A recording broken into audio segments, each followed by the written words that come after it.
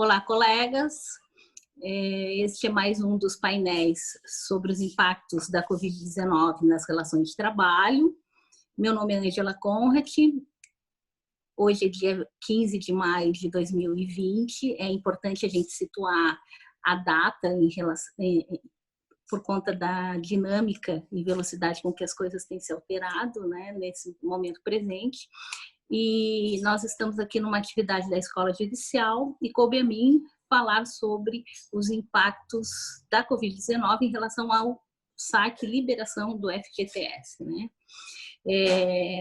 Esse tema já foi abordado pelos colegas Daniel, Reinaldo e Luiz Fernando no painel 1, feito pela IJUD 12, e nesse painel, no vídeo 4, os colegas já debateram, inclusive, os problemas, praticamente todos os que eu vou trazer aqui novamente. Vou fazer um remake e vou dar a posição que me parece a minha posição em relação a esse tema e também as atualizações de lá para cá, porque já tivemos mudanças desde a gravação do vídeo pelos colegas até o dia de hoje.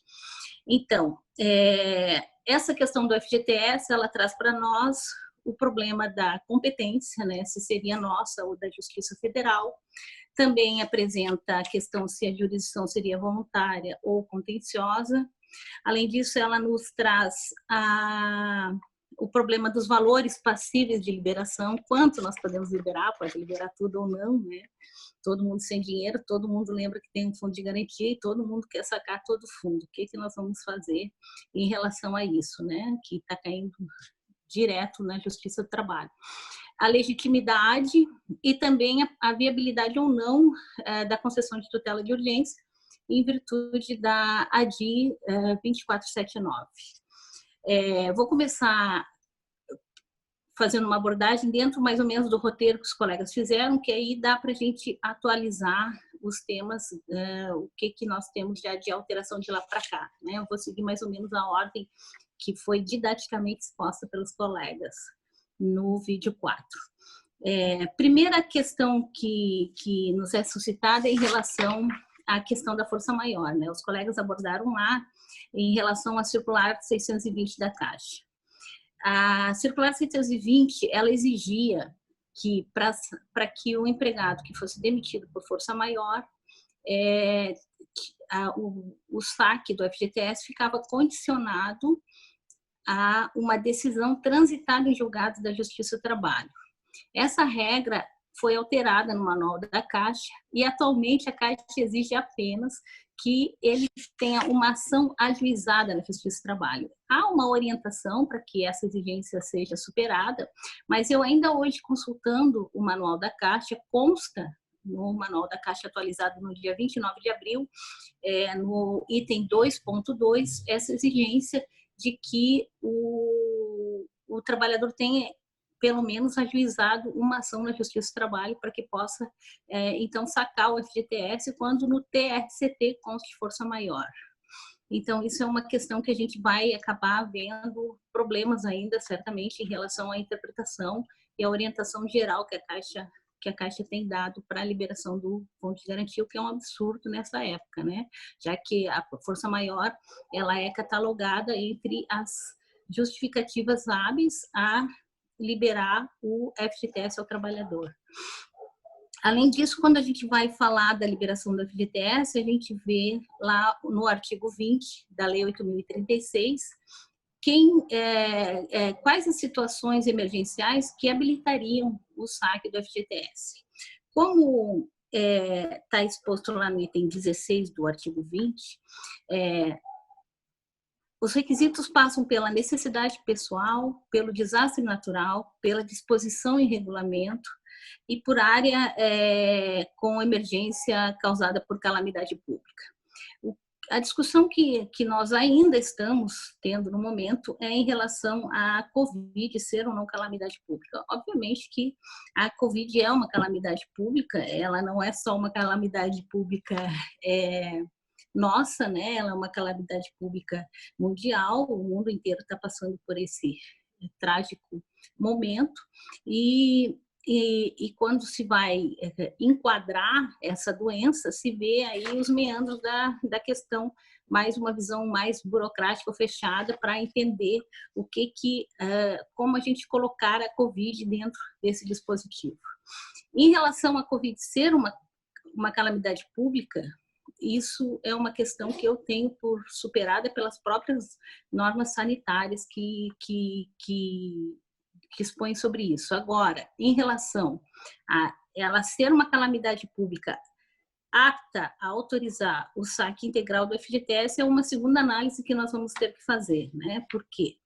Porque nós temos alguns regramentos para o saque do FGTS que permitem essa liberação em caso de calamidade pública, quando essa calamidade atinge uma determinada região. No entanto, a nossa calamidade do tipo Covid, que nós estamos experimentando agora, ela se estende para além de qualquer área, de qualquer território, então ela ultrapassa isso. E aí, a questão posta em relação ao saque do FGTS, ela está no eixo da seguinte discussão. Qual o impacto que terá nos cofres do FGTS, do fundo, a liberação integral aos trabalhadores de todos os valores depositados em conta vinculada? Qual é o impacto que isso vai ter, né? Isso vai esvaziar os cofres das contas vinculadas, e o FGTS ele tem uma finalidade que ultrapassa o direito em si do trabalhador. Ele tem finalidades principalmente ligadas à área habitacional, que exigem com que a gente tenha uma certa ponderação, um certo cuidado ao liberar esse fundo, para que ele não comprometa a própria existência do sistema, né? Nós temos uma posição do STJ de que esse rol de possibilidades para saque do FGTS ele não é taxativo, mas meramente exemplificativo.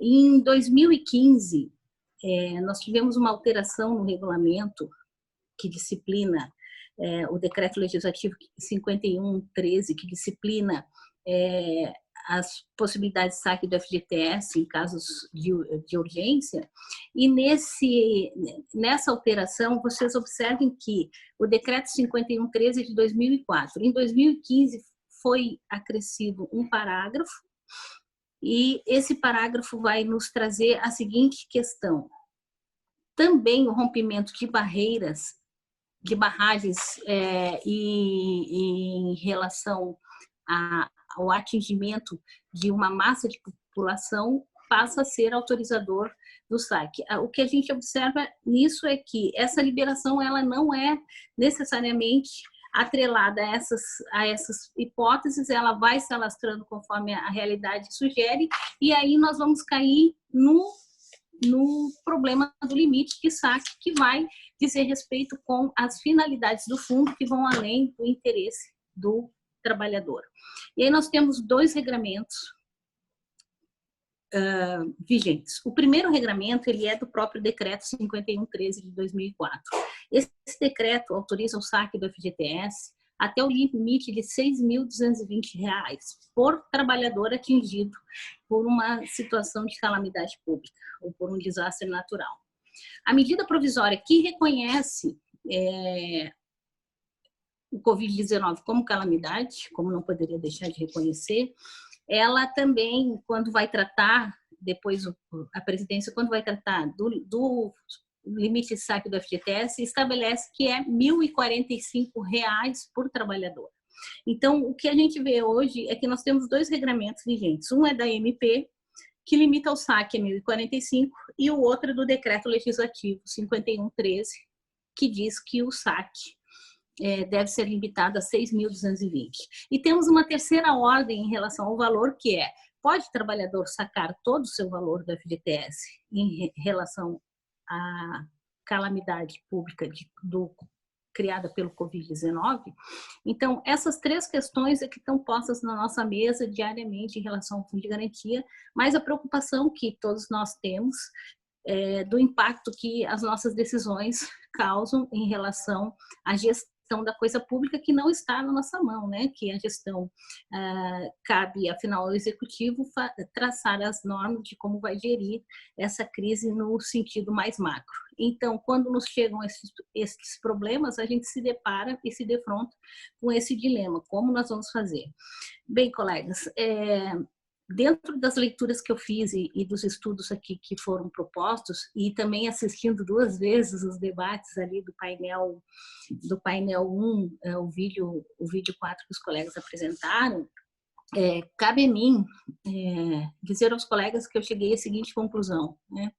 Principalmente tendo em conta também uma exposição feita pelo nosso colega Júlio Beber, numa atividade da ENAMAT, promovida agora dia 29 de abril, cabe a mim dizer aos colegas o seguinte: a regra geral a medida provisória 946 vai liberar para todos os trabalhadores do território nacional R$ 1.045. Por essa regra geral, nenhum trabalhador precisa provar se precisa ou não precisa do valor. O valor vai estar disponível para o trabalhador sacar. Se ele tem esse valor depositado em sua conta vinculada, até R$ 1.045 ele vai poder sacar independentemente de qualquer outro requisito, a não ser ele ir e efetuar o saque, requerer a liberação do saque pelo próprio sistema do FGTS, por simples ato do trabalhador ir sacar. Esses 1.045 são para todos os trabalhadores do Brasil. Não se vai analisar nesse caso se o trabalhador tem ou não tem necessidade, se ele está passando por alguma questão pessoal mais agravada ou não. Se vai simplesmente liberar para todas as pessoas. Isso é uma medida macro que vai, inclusive, promover um pouco a injeção de dinheiro no mercado, para que a própria economia dê uma respirada. Então, tem essa finalidade também. É claro que a primeira economia vai respirar do bolso do trabalhador que está sem um tostão na mão, né, que é a maior parte das pessoas. Então, sem dúvida, isso impacta grandemente a liberação massiva desses R$ 1.045. Então, essa é a primeira questão posta pela medida provisória 946. No entanto, quando as questões chegam para nós, elas chegam já dentro de um pedido ou da liberação total ou no mínimo do decreto. Os 6.220, previsto no decreto 5113 de 2004, nós já temos, inclusive, uma ADI no STF, protocolada pelo Partido dos Trabalhadores, requerendo que o STF autorize a liberação a todos os trabalhadores do limite de R$ 6.220. Essa ADI foi distribuída ao ministro Gilmar Mendes, que também, no dia 29 de abril, despachou no sentido de ser intimada a AGU e a PGR para manifestarem-se e também definiu que a decisão será tomada em plenário. Ele não dará uma liminar monocrática, não será uma decisão monocrática, ele vai decidir em plenário.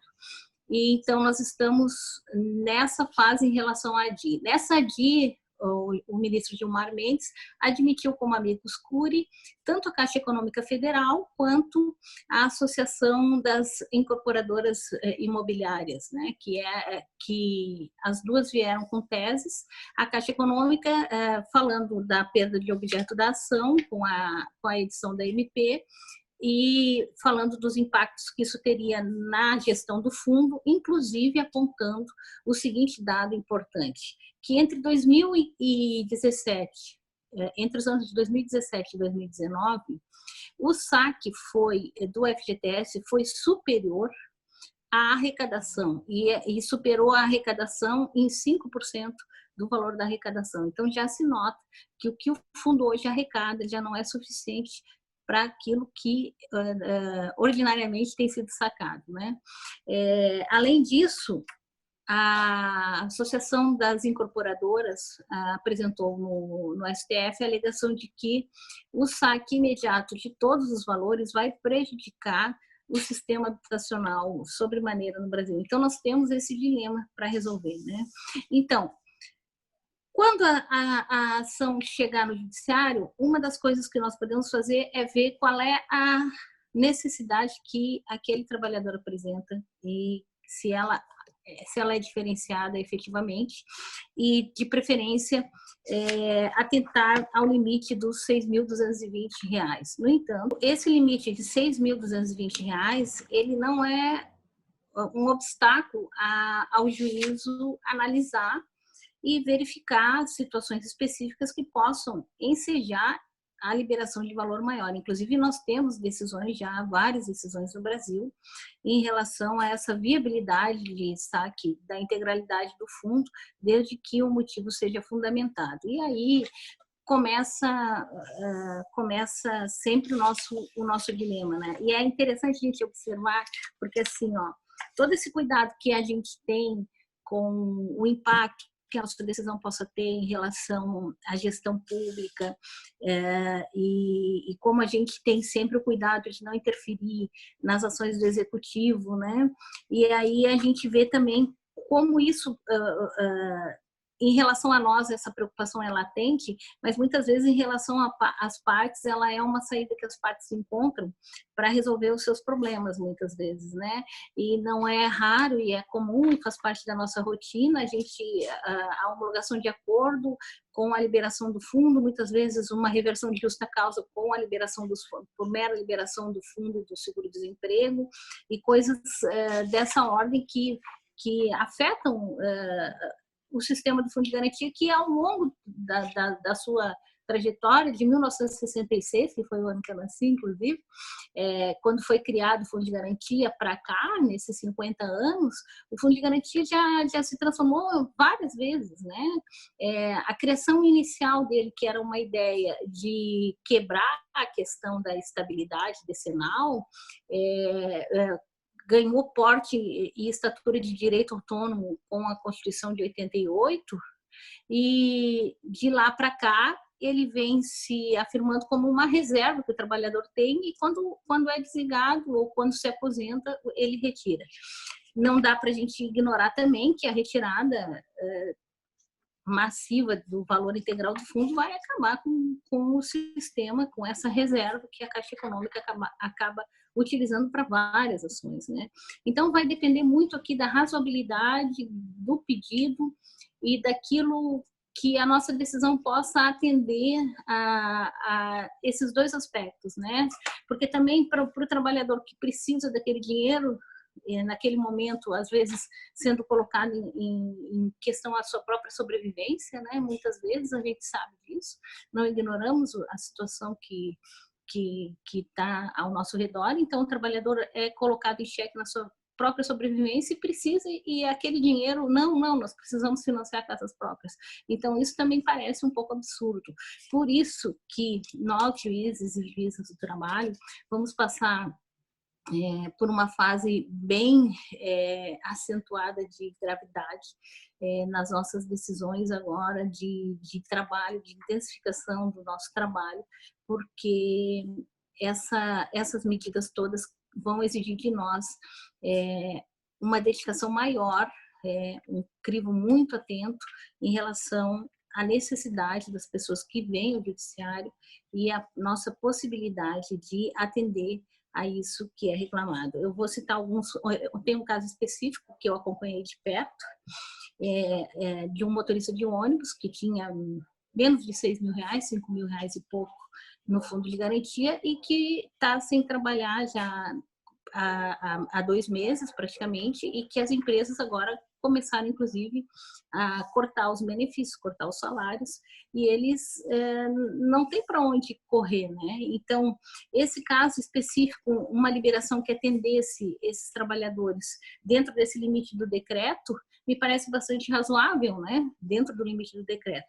Agora, para liberar mais, me parece que teríamos que ter uma fundamentação um pouco mais arrojada, que justificasse que se liberasse mais do que aquilo que seria o próprio ganho do trabalhador em 3 ou 4 meses de trabalho, né? Essa seria uma questão em relação ao valor.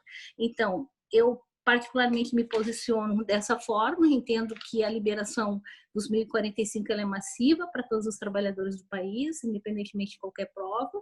Ela vai implicar uma injeção de dinheiro no mercado, e isso é uma obrigação do governo de fazer nesses momentos de crise, justamente por isso que nessas situações de calamidade o governo não faz, não, eu só vou liberar para quem precisa, ele faz isso a rodo, porque sabe que essa chegada desses valores vai contribuir para melhorar a situação local.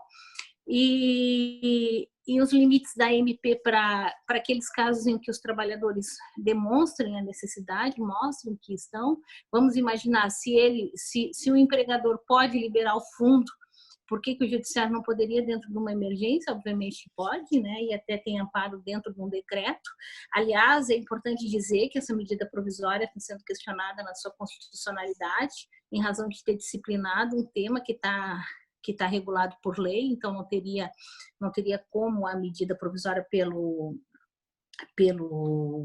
artigo 62 da Constituição, não lembro o parágrafo agora, que veda a edição de medida provisória sobre projeto de lei, o que dirá, então, se temos uma lei vigente, né? Então, nesse aspecto, nós teríamos essa alegação ainda de inconstitucionalidade para examinar quanto à restrição do valor. Mas é completamente compreensível, né, pessoal? Porque nesse momento em que eu vejo assim, as posições do executivo são posições muito difíceis nesse momento, né, do executivo tomar, e essas medidas massivas, elas têm que ter uma certa ponderação, não vai liberar para todo o Brasil a rodo, então tem que ter um limite talvez menor mesmo, né? E quando os casos imprimirem urgência, a gente vai ter a atenção, e nós estamos capacitados para isso, para examinar. Outra questão que nos chega é a possibilidade ou não de nós decidirmos isso em tutela de urgência. Aí nós temos o problema para enfrentar da ADI 2479, e essa que acaba restringindo a possibilidade da tutela provisória nessas situações. O Reinaldo, já no vídeo 4 que eu mencionei aqui, já nos explicou como a forma é bem mais simples, né, da gente resolver, que a gente pode, ao invés de fazer esse exame de uma forma provisória, a gente já fazer ele de forma definitiva e já sentenciar, com a devida urgência, já fazer a sentença e já liberar o fundo de garantia quando entendermos cabível dessa forma. Em relação à competência, né, a competência talvez devesse ser o primeiro tema que eu abordaria com vocês. A competência é da Justiça do Trabalho, não tenho dúvida em relação a isso. A Emenda Constitucional 45 ampliou a nossa competência. Sei que temos posicionamentos divergentes em relação a se o fundo de garantia, inclusive o colega Luiz Fernando colocou muito bem no debate essa questão, se o fundo de garantia ele é reclamado da Caixa Econômica Federal, ele vai ter como polo passivo a Caixa, e a jurisdição seria da Justiça Federal. Eu entendo que nessas relações de trabalho, com todo o respeito que eu tenho e admiração pelo colega Luiz Fernando, colega estudioso, muito mais estudioso do que eu poderia ser, mas eu entendo que essa questão da competência da Justiça do Trabalho, ela é que essa questão da competência, ela está completamente superada pela Emenda 45, porque essas ações, elas são oriundas da relação de trabalho, e a jurisdição, inclusive, pode ser voluntária. Sendo apenas a liberação do saque do FGTS, ela é uma jurisdição voluntária, nós não temos parte, nós temos interessados, né?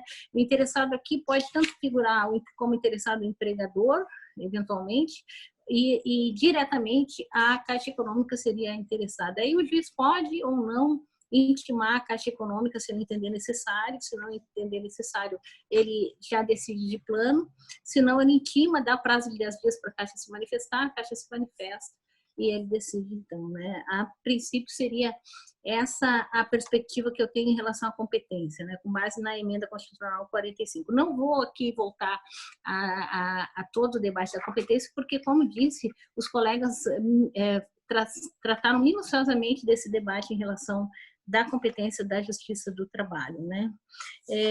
Então, o que eu queria conversar com vocês em relação ao Fundo de Garantia, basicamente é isso, acho que não faltou nada. E aí, nos debates, a gente volta e conversa sobre, aprofunda o tema. Quero agradecer à Escola Judicial, parabenizar por todo o trabalho, a equipe, especialmente o Norberto, que está nos assessorando aí online o tempo inteiro.